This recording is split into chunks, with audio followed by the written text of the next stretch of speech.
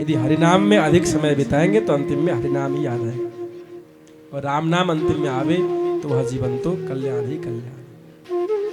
कई लोगों को तो अंतिम में पैसे याद आते हैं। अरे बेटी ठीक हो? मरते मरते व्यक्ति पूछता है, प्राण निकलने को है, अगलक प्राण निकल ही रहा है, पूछता है क्या बेटी तुम ठीक हो? ज्येष्ठ पुत्र कहाँ है? पिताजी यहीं बैठा हूं। और मजली बहू कहाँ है? पिताजी मैं भी यहीं पे बैठी। सब लोग यहीं पे हो? सब यहीं है। कनिष्ठ पुत्र कहाँ है? यहीं पे। पिताजी यहीं पे हो। बेटियां सब है? सब यहीं पे। नाती पोते सब यहीं पे? सब यहीं पे। कमरे में पंखा कौन चला रहा है? मरते समय अंतिम में कह के मर गया। लोग बच्चे कह ही रहे थे राम राम कहो पिताजी, राम राम कहो, और मरते मरते उसको पंखे की पड़ी है। बताओ, पैसे उठ रहे हैं, वहां पे पैसे लग रहे हैं, पंखे का बिजली उठ रही है, तो अंतिम में पंखे को याद करके मरोगे। नाचना पड़ेगा। कई लोग आश्रम में जो है पंखे में पितरों के नाम लिख देते हैं। हमारे आश्रम में भी है देवघाट। हम जब जाते हैं देखते हैं कि जो लोग लटक रहे हैं, देखो घूम रहे हैं, पूरा ब्रह्मांड घूम रहे हैं, पितरों को पूरा घुमा देते हैं ब्रह्मांड। ऐसा नहीं करना चाहिए। भक्तवत्सल भगवान की जय। परहित बस जिनके मन माही, तिनका जग कछु दुर्लभ नाही।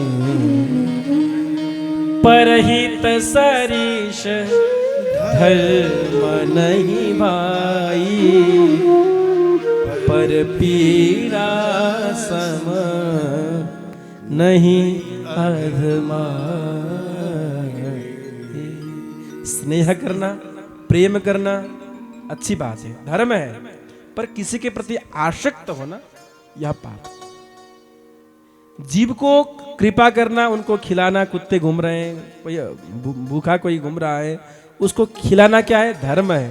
पर उसको घर पे रख के मोह करना, अब तो अपने पुत्र से भी अधिक कुत्ते को प्रेम करते हैं, कुत्ते के प्रति स्नेह है, लगाव है।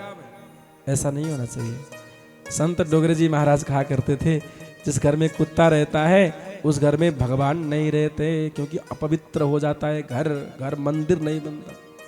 और कुत्ते के जो बाल है ना, यदि वो भूल से भी पेट में चला जाए भोजन के माध्यम से, तो बहुत सारे रोग लगते हैं। कैंसर जैसा भयावह रोग उसके माध्यम से हो सकते हैं, होने की संभावना अधिक रहता है। गाय रखिए घर पे, कुत्ते काहे रखते हैं? हमारी संस्कृति तो गौपालन की संस्कृति है, गौ रक्षा करने की संस्कृति है। गाय तो सब रास्ते में प्लास्टिक चबा चबा के मर रही हैं, पर कुत्ते घर में मौज कर रहे हैं। बताओ, यहां तो नहीं है। कई घरों में ऐसा होता है, जो बड़े बड़े धनाढ्य लोग होते हैं, शौकीन होते हैं। ऐसा नहीं करना चाहिए। यदि है ठाकुर जी का दिया हुआ सब कुछ है, तो कम से कम गौ पालन कीजिए, अथवा गौशाला में कुछ जाके कुछ दान कीजिए। ऐसा करना चाहिए, ठीक है। दूसरा जन्म मिला, मृग बन करके आए, पर पूर्व जन्म की स्मृति थी, भगवान के भजन में जीवन को बिताया। तीसरा जन्म मिला, उस जन्म में ब्राह्मण पुत्र बन करके आए, भरत जी, नाम रहा जड़ भरत। पिता माता जब तक थे तब तक तो घर पे सम्मान मिलता था। जब माता पिता गुजर गए, भैया भाभी ने खूब काम कराया, एक भी काम सही से नहीं हुआ तो घर से निकाल दिया। जंगल में विचरण करने लगे, मन ही मन सोचा अब तो ठीक है, बहुत अच्छा हो गया, घर से भाभी जी ने भैया जी ने घर से निकाल दिया है, अब मुझे घर की याद नहीं आएगी। यह प्रतीक्षा में था।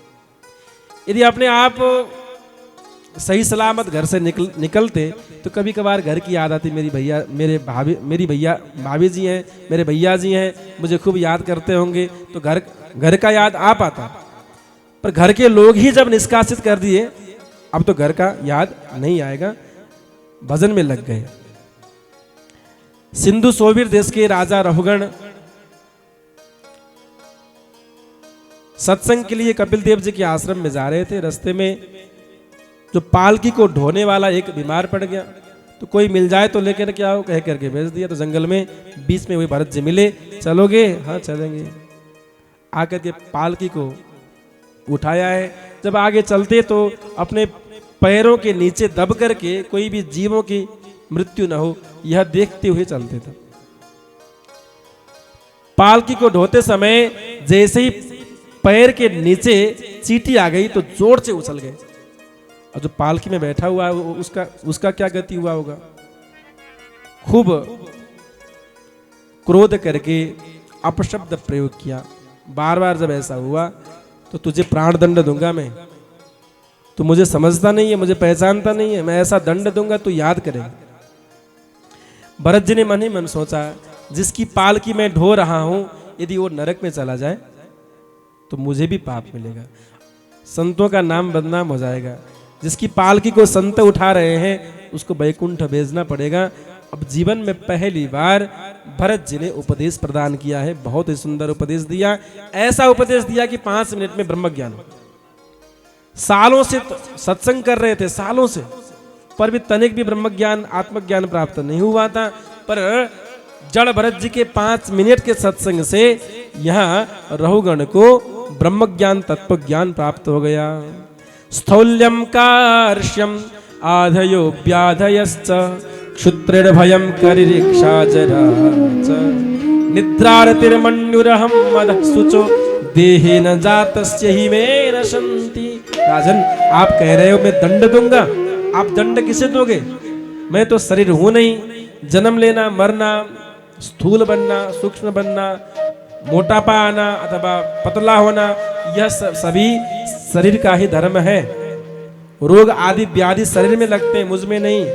जन्म मृत्यु मेरी नहीं होती, शरीर की होती है। मैं तो आत्मा हूं। बहुत ही सुंदर उपदेश दिया। जैसे ही रहुगण ने सुना तो पालकी से नीचे कूद गया, साष्टांग दंडवत प्रणति करके प्रार्थना की, आप कौन है? आप कौन है? मुझे क्षमा कीजिए, आपको मैंने पद से प्रहार किया, लात से प्रहार किया, आप मुझे क्षमा करें। भरत जी ने कहा, देखो राजन, अभी भी आप गलती कर रहे हो। आप जो हो सो मैं हूं, मैं और आप में कोई अंतर है नहीं। आप भी भगवान के अंश हो, मैं भी भगवान का ही अंश हूं। कुछ भिन्नता, कोई फर्क है नहीं।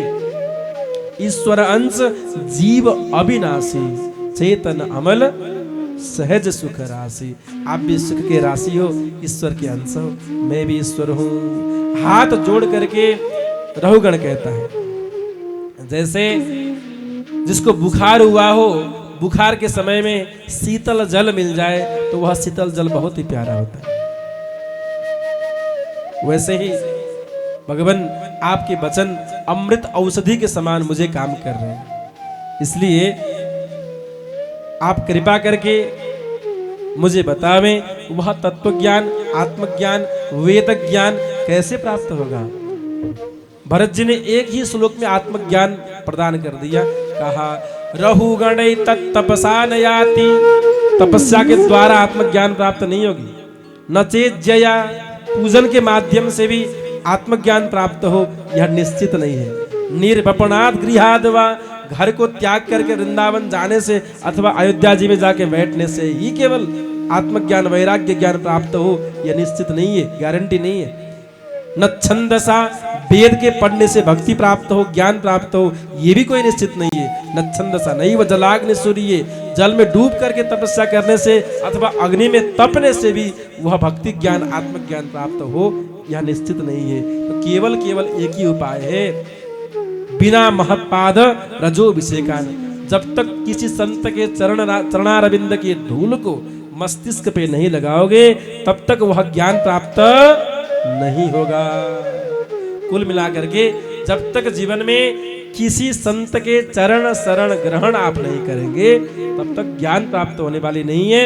इसलिए संत के शरण में जाइए और जीवन को सही मार्ग में लगाइए, यही उपाय है। अंतिम में बहुत सुंदर उपदेश प्रदान किया। इसके बाद जाकर के सुखदेव स्वामी परीक्षित से कहते हैं, चोर के सरदार के द्वारा भरत जी को बलि देने की तैयारी हुई। उसने संकल्प किया था, पुत्र हो जाए तो मैं नर बलि दूंगा। देवी जी के मंदिर में बलि देने को तैयार जब हुए थे तो मूर्ति में से साक्षात देवी भगवती माता प्रकट होकर के आई और आकर के चोरों को सब दंड दिया और भक्त को बचाया है। भक्त वत्सल भगवान की जय। पंचम स्कंद में आगे जाकर के नरकों का वर्णन है, कैसे पापी किस नरक में जाते हैं। अब ध्यान देना, जो झूठ बोलते हैं वो कुंभी पाक में जाते हैं। अब पका पका करके तेल में छोंक देते हैं बढ़िया से यमराज के दूत। जो झूठ बोलते हैं, और झूठ बोलने वाले तो यहां सब है। कोई है जो झूठ ना बोलता हो, हाथ ऊपर करे जरा। कोई है जो जीवन में कभी झूठ ना बोला हो? हाँ, सब झूठे हैं। अरे भाई क्या करें, किन की विश्वास करें, सब झूठे हैं। हमने भी हाथ तो ऊपर किया नहीं। झूठ कभी कभार बोलना ही पड़ता है। तो क्या सब लोग नरक में ही जाएंगे? हैं? और झूठ बोलने से नरक प्राप्त होगा, वो तो लिखा है। और आप और हम सब झूठ बोलते ही बोलते हैं, तो क्या करें? परीक्षित ने कहा, प्रभु जी ये तो बहुत ही गड़बड़ हो गया, हम भी कभी कभार तो झूठ बोलते ही हैं, तो क्या हमें नरक में जाना पड़ेगा? राधे राधे।